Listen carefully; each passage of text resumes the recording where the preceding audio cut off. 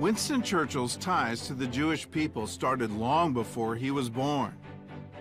In 1841, a distant relative, Colonel Charles Henry Churchill, had created the first political plan for a Jewish homeland in Palestine. 50 years before Zionist leader Theodore Herzl, among Randolph Churchill's closest friends were members of the Rothschild banking dynasty, as well as the prominent Jewish banker, Sir Ernest Cassel. When Lord Randolph died, it was his Jewish friends who looked after his son. The Rothschilds helped Winston get a job, while Cassel managed his finances for the rest of his life, free of charge. For the first 30 years of Churchill's life, his connection to the Jews was purely social, but all that changed when he entered Parliament.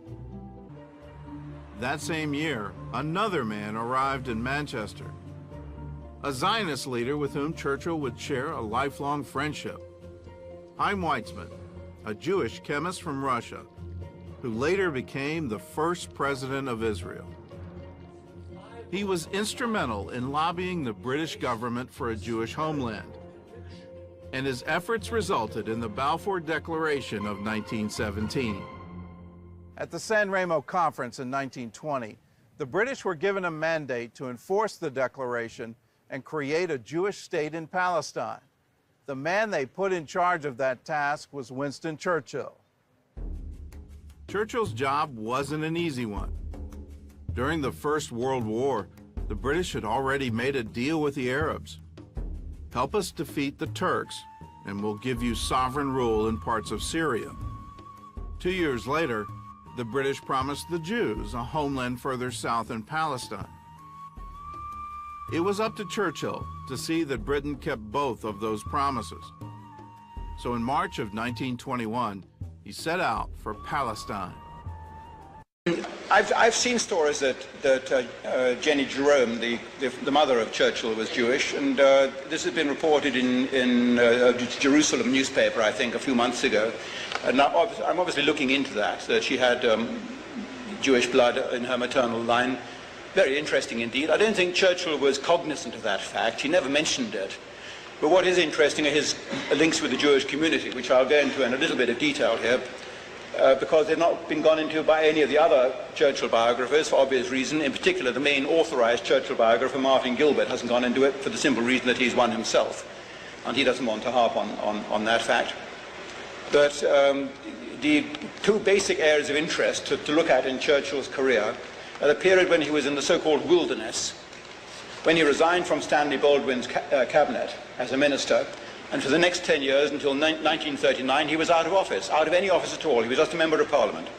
So all he had was his salary as a member of Parliament and his rather pitiful earnings as a journalist, and yet somehow he managed to support an enormous country estate, which cost a very large sum of money to support, with all the gardeners and the nurseries, and the nurses and the nannies and the cooks and the housekeepers and all the rest of it. He had a private staff of sometimes 20 or 30 people, all supported on his salary as a member of Parliament, which was at that time £500 per annum, $750 a year, or $2,000 actually, because at that time I think it was $4 to the pound. How did he do it? Well, the answer is that from 1936 onwards, he was financed by a little secret pressure group called the Focus. You won't find much reference to the Focus in the history books, but it certainly existed, and there are several files of Churchill's private papers relating to the Focus. The Focus was a group of perhaps 30 or 40 leading British industrialists and bankers and former politicians who decided that Churchill was worth keeping afloat, and they funded him. They weren't all Jews. They were primarily Jewish, but there were also left-wing socialists and left-wing conservative members of Parliament who all decided to keep him afloat. In July 1936, the then chairman of the British, of the Shell Petroleum Company, wrote out a cheque for Churchill of the order of £40,000, which in modern day money would be probably about $700,000, and gave it to him as a gift. He was Jewish. It was a Jewish gift to Churchill, and the intention was that Churchill, they bought him. He became the Pied Piper from that moment on. And the one who pays the piper calls the tune. If you look at the events as they really happened, until 1936, he hardly gave Germany a passing mention in his speeches and writings. Other things were more important. From 1936 onwards, he began beating the anti-Nazi, anti-German drum. And at that time, there was a great deal of pro-German sentiment in Britain, as witnessed the behavior of the Duke of Windsor, the King. King Edward VIII, who ruled for just less than a year after the death of his father, was very pro-German and pro-Hitler, and actually got on very well with Adolf Hitler when he visited Germany later in 1937. He was forced to abdicate by the same lobby, but it was this lobby which was financing Churchill from 1936 onwards, and which finally maneuvered and engineered his introduction into the cabinet in 1939, and finally his taking over as Prime Minister in 1940. He fought a war that Britain had no real interest in. And I've repeatedly said this. Any logical perception of World War II now, looking back after 50 years, screams to the high heavens. And we can see quite clearly that we should have said to the Poles in 1939, you've got a problem with the Germans, sort it out yourself. We should have said to the Jews, you've got a problem with the Nazis, sort it out yourself. It's no concern of Britain and the British Empire. We've got other fish to fry. That's what we should have said. Fortunately, was beholden to these people, and he had no alternative. So in 1940, when we had a choice put to us of accepting the very generous peace offer that was put to us, which has been concealed from the history books by the Germans, or of fighting a totally senseless war onwards, Churchill took the wrong turning and bankrupted Britain and ruined the British Empire. I first said this in my book Churchill's War in 1987, and now 5 other major historians have said the same thing. This has now become known as the revisionist line of history of the Second World War, and I'm the one who actually opened up that path, making people think the unthinkable, looking at the alternative route that we could have taken in 1940. In 1941, just to end this, it becomes very interesting indeed, because the Weizmann papers, which are the papers of Chaim Weizmann, who was the first president of the State of Israel, and he was the leader of the international Zionist movement throughout World War II. The Weizmann archives, foolishly or wisely, gave me complete access to all the... And in the Weizmann archives, all Churchill's correspondence with Weizmann throughout the war years and before the war, and all his notes on his meetings with Churchill. And I'm only going to mention one of those letters here. It's a letter written by Chaim Weizmann, the leader of the Zionist movement, at that time living in the United States, to Winston Churchill in September 1941, 3 months before Pearl Harbor, when Churchill is frantically trying to claw the United States into his war, because that's his only salvation. And Weizmann writes to Churchill a letter which he says, Mr. Prime Minister, unless you grant us what we want, which is the creation of a Jewish army in the Middle East, with our own arsenal and our own weapons and our own uniform and our own flag, unless you grant us what we want, then you are not going to win us over. And let me tell you what we will do if you do grant us what we want.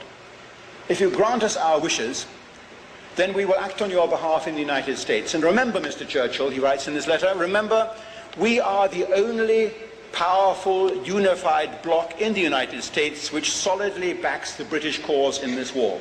September 1941. Everybody else is basically isolationist. We are the only group which solidly backs the British cause. We are the only people who are in the position to bring the United States. We did it in the last war, and we can do it again. Winston Churchill writes the following in an article on page 5 of the Illustrated Sunday Herald, dated February 8. Some people like Jews and some do not, but no thoughtful man can doubt the fact that they are beyond all question the most formidable and the most remarkable race which has ever appeared in the world. And it may well be that this same astounding race may at the present time be in the actual process of producing another system of morals and philosophy, as malevolent as Christianity was benevolent, which, if not arrested, would shatter irretrievably all that Christianity has rendered possible. From the days of Spartacus way I short to those of Karl Marx, and down to Trotsky, Russia, Belagun, Hungary, pre-crypto Jew name, Cohen, Rosa Luxemburg, Germany, and Emma Goldman, United States, this worldwide conspiracy for the overthrow of civilization and for the reconstitution of society on the basis of arrested development, of envious malevolence, and impossible equality, has been steadily growing. It played a definitely recognizable part in the tragedy of the French Revolution. It has been the mainspring of every subversive movement during the 19th century, and now at last this band of extraordinary personalities from the underworld of the great cities of Europe and America have gripped the Russian people by the hair of their heads and have become practically the undisputed masters of that enormous empire. There is no need to exaggerate the part played in the creation of Bolshevism and in the actual bringing about of the Russian Revolution by these international, and for the most part atheistic Jews. It is certainly a very great one. It probably outweighs all others. With the notable exception of Lenin, subsequently revealed as a Jew, the majority of the leading figures are Jews.